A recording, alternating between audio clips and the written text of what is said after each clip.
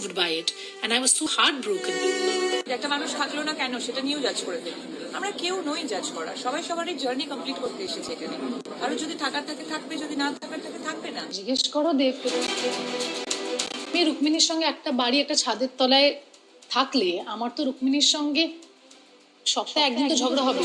সম্প্রতি মিডিয়া ও সামাজিক যোগাযোগ মাধ্যমে অভিনেত্রী শুভশ্রী গাঙ্গুলি এবং পরিচালক রাজ চক্রবর্তী ডিভোর্স নিয়ে জোর গুঞ্জন শুরু হয়েছে। আর এই জল্পনার মধ্যে দিয়ে অবশেষে মুখ খুললেন রাজের প্রথম স্ত্রী শতাব্দী।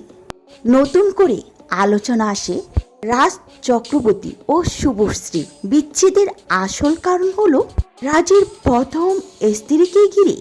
সূত্র ধরে জানা যায় 2006 সালে শতাব্দী মৃত্যুকে বিয়ে করেছিলেন পরিচালক রাজ চক্রবর্তী।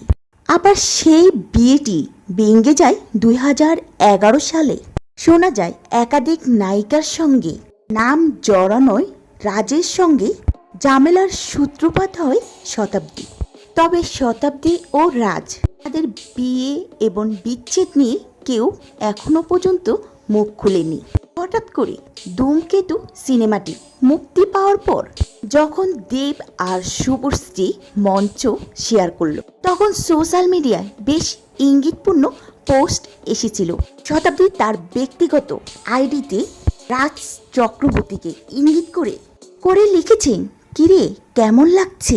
আমারও ঠিক এরকমই লিখেছিল, ঠিক এরকমই, বুঝলি তো? হিস্ট্রি রিপিটস, বুকের বাঁ দিকটা চিনচিন করছে তো? আমারও করেছিল রে ঠিক 13 বছর আগে। আজ তুই যে জায়গায় দাঁড়িয়ে, আমি অনেক আগেই হেঁটেছি সেই পথ ধরে। দেব যদি ইচ্ছে করে তাহলে এক চুটকিতে তোর কাছ থেকে শুভশ্রী গাঙ্গুলিকে ছিনিয়ে নিয়ে যাবে। আর সেটা তো একদিন করবেই বলে জানান এই রাজের সাবেক প্রথম স্ত্রী শতাব্দী।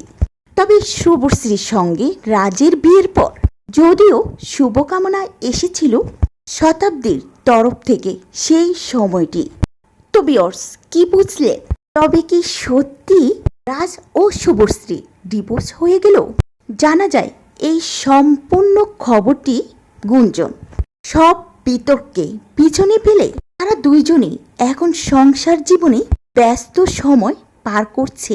তবে অনেক ভক্তরা দাবি তুলেছে দেব যেহেতু এখন পর্যন্ত বিয়েটা করেনি, তার মানে কোনো ঘটনা ঘটলেও করতে পারে। তো ভিউয়ার্স, আপনার মতামত কি? দেবের সাথে অভিনেত্রী রুক্মিণীকে কি মানিয়েছে, নাকি দেবের সেই পুরাতন প্রেমিকা শুভশ্রী গাঙ্গুলিকে দেবের স্ত্রী হিসাবে মানায়? এই বিষয়টি জানিয়ে দিন আপনার মূল্যবান মতামত কমেন্ট করে।